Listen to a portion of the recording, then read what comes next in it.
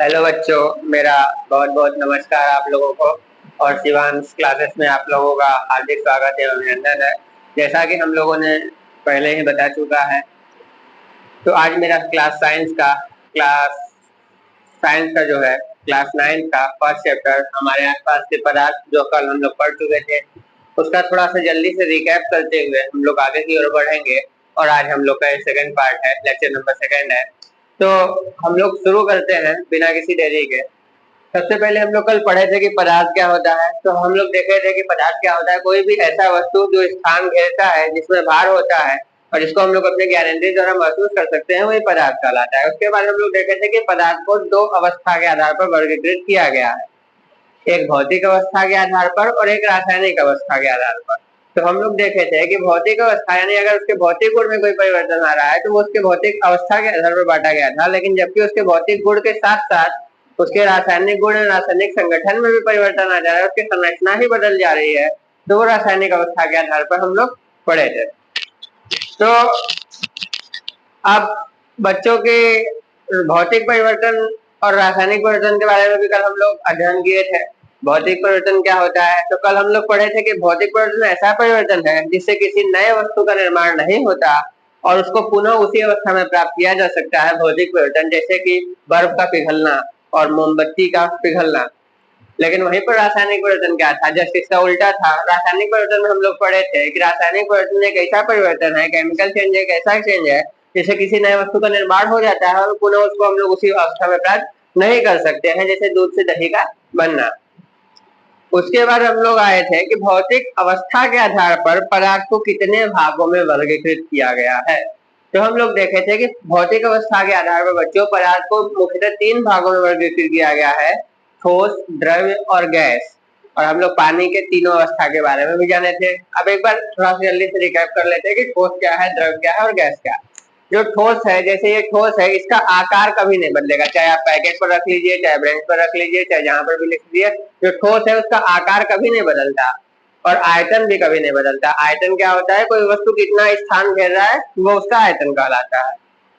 ठीक, तो ठोस का आकार और आयतन कभी चेंज नहीं होगा। लेकिन वहीं पर दूध है, दूध को जिस पात्र में डालोगे उस आकार का हो जाएगा बच्चों।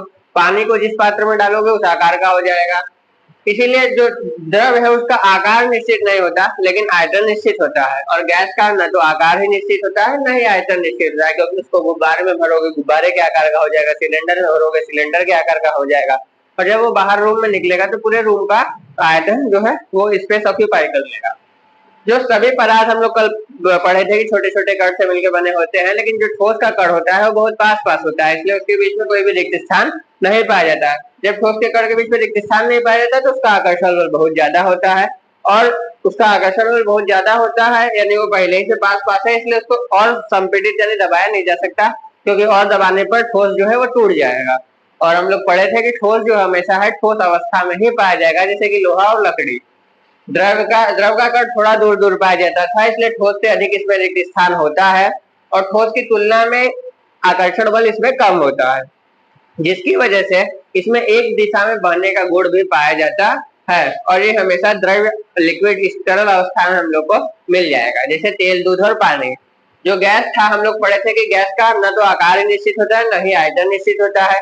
इसके कण भी बहुत दूर दूर पाए जाते हैं, जिसके कारण इसका जो स्पेस है, इसके कण के बीच में जो स्पेस है, जगह है, वो बहुत ज्यादा होता है। और उसी कारण जब स्पेस ज्यादा होगा तो आकर्षण बल, अट्रैक्शन फोर्स बहुत कम हो जाएगा।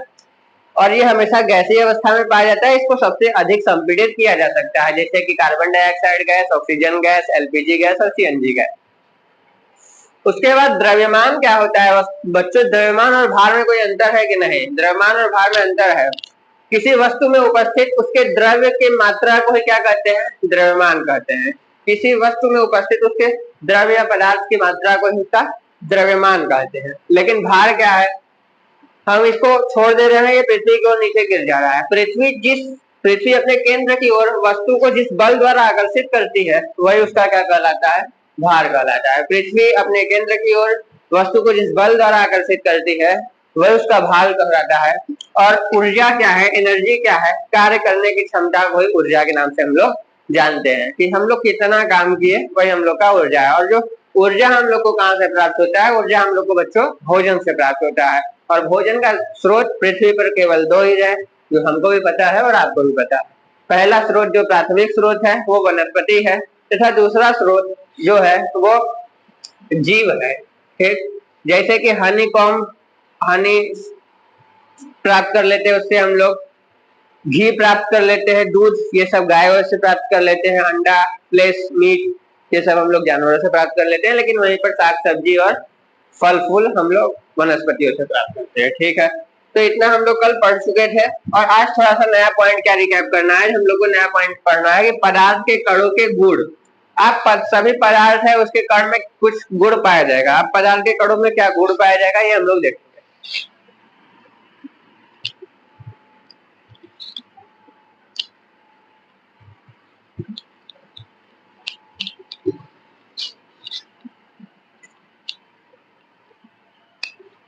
ठीक है बच्चों, तो हम लोग देखेंगे कि पदार्थ के कणों के गुण। पदार्थ के कणों के गुण, तो देखिए सबसे पहले आप लोग देखे होंगे कि जो पदार्थ होता है वो एक दूसरे को अपनी ओर क्या करता है, आकर्षित करता है। वो एक दूसरे को क्या करता है, अपनी ओर आकर्षित करता है। आकर्षण, आकर्षण का गुण जो है पदार्थ में पाया जाता है। दूसरा क्या गुण होता है बच्चों, जो पदार्थ है ना वो निरंतर उसके कण जो है वो गतिशील होते हैं। हम लोग पढ़ चुके हैं कि जो पदार्थ होता है वो छोटे छोटे यानी स्मॉल पार्टिकल से मिलके बना होता है, तो जो उसके कण होते हैं ना भैया वो निरंतर क्या होते हैं, वो निरंतर गति करते रहते हैं। तो पदार्थ के कण, पदार्थ के कण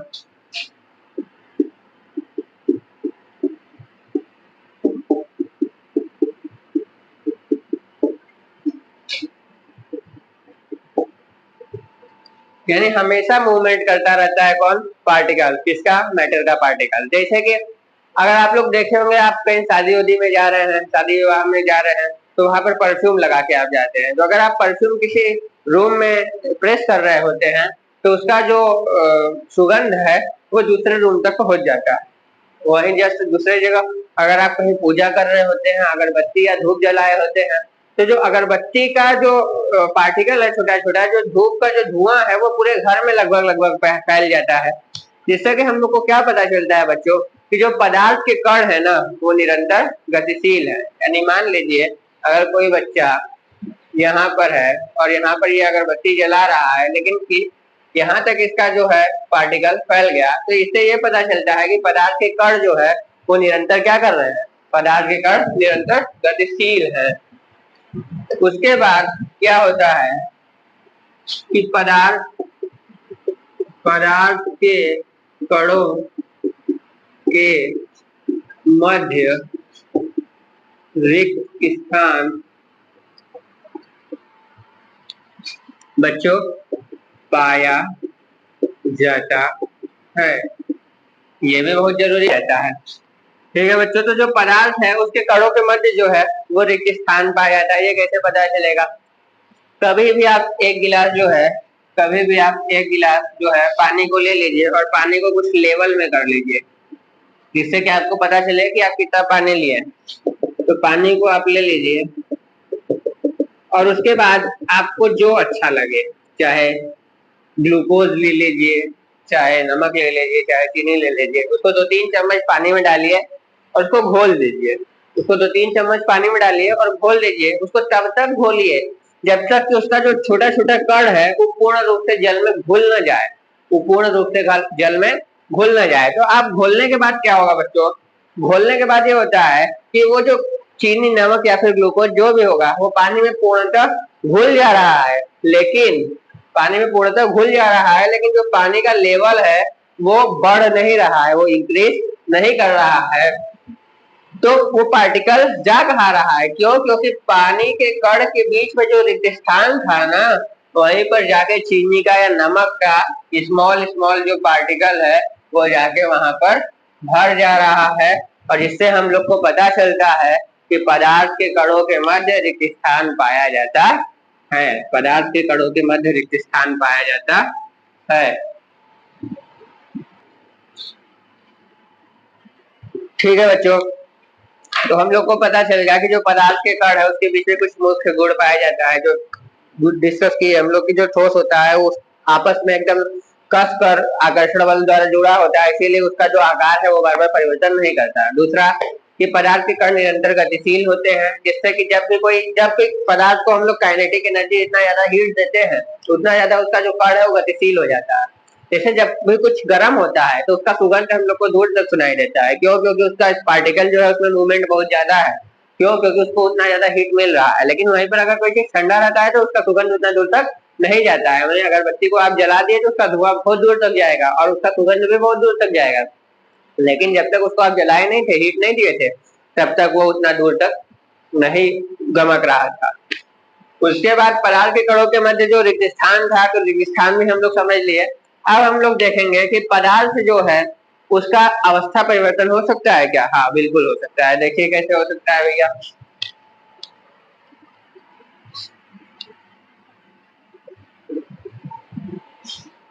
पदार्थ के कणों का अवस्था परिवर्तन, जो पदार्थ के कण है उसका अवस्था दो तरीके से परिवर्तित किया जा सकता है।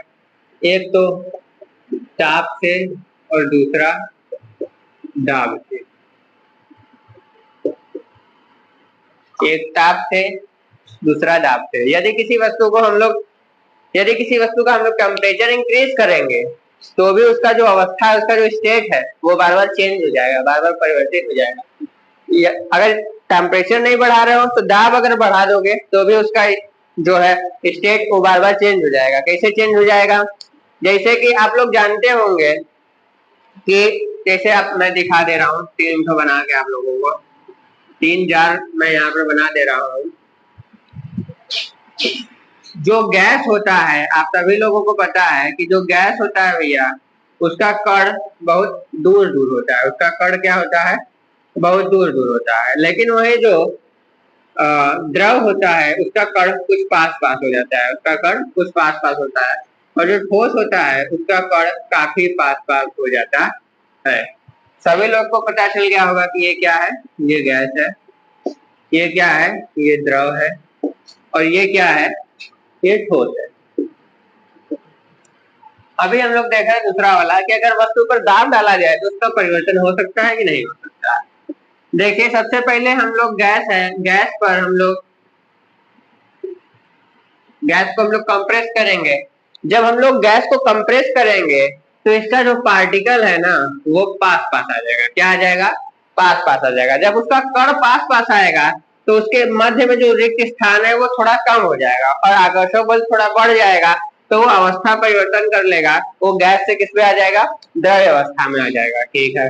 और जब द्रव पर हम लोग और प्रेस करेंगे, द्रव को और प्रेस करेंगे तो इसका जो कण है ना वो और पास पास आ जाएगा और इसके बीच का रिक्त स्थान और कम हो जाएगा और इसका आकर्षण बल और बढ़ जाएगा। जब इसको कंप्रेस करेंगे तो ये द्रव से सीधे ठोस अवस्था में बदल जाएगा। ठीक है। और इसके कण देखिए बहुत पास पास आ जाएंगे। तो जब हम लोग इसको कंप्रेस कर नहीं सकते, एक तो इसको कंप्रेस कर नहीं सकते क्योंकि इसके बीच में रिक्त स्थान ही नहीं है। दूसरा, अगर हम लोग इसको जबरदस्ती कंप्रेस करते हैं तो ये टूट जाता है। क्या होता है? टूट जाता है। तो हम लोग देख लिए कि अगर किसी वस्तु पर हम लोग दाब लगा रहे हैं तो उसका जो है अवस्था लगातार बदलता चला जा रहा है। और इसके साथ साथ अगर हम लोग दाब के साथ साथ अगर दाब की जगह ताप का उपयोग करेंगे तो भी उसका अवस्था परिवर्तन होगा। देखिए अगर आप लोग पानी को अगर आप लोग फ्रिज में रख देते हैं, यानी अगर उसका टेम्परेचर डाउन कर दिया फ्रिज में रख के, फ्रीजर में रख के, तो जो पानी है वो जम जाएगा। पहले वो लिक्विड स्टेट में था, लेकिन जैसे ही उसको आप फ्रिज में रख दिए वो सॉलिड स्टेट में हो गया।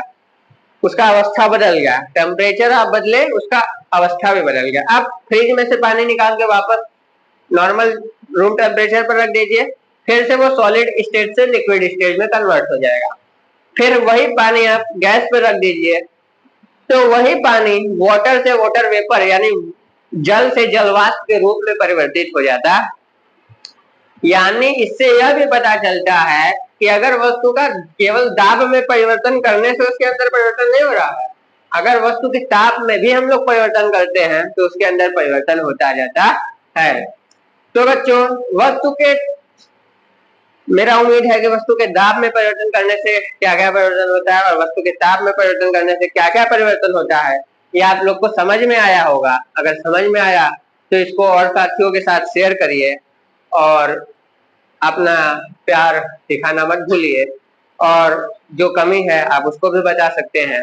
बाकी पदार्थ के कणों का अवस्था परिवर्तन जो ताप के हिसाब से है वो हम लोग कल दूसरे कक्षा में अध्ययन करेंगे। और इसके आपको अगर चाहिए डॉक्यूमेंट में नोट्स, तो आप नीचे दिए गए टेलीग्राम लिंक को ज्वाइन करिए और वहां पर आप सिर्फ सर नोट्स करके कमेंट करिए, आपके यहाँ तक नोट्स प्रोवाइड करा दिया जाएगा। और हम लोग कल सीखेंगे कि ताप में परिवर्तन कैसे होता है, क्या होता है हिमांक, क्या होता है गलनांक, क्या होता है कथनांक, क्या होता है द्रवणांक, क्या होता है वाष्पीकरण, क्या होता है ऊर्ध्वपातक। तो ये सब जानने के लिए बने रहिए, मिलेंगे नेक्स्ट वीडियो में।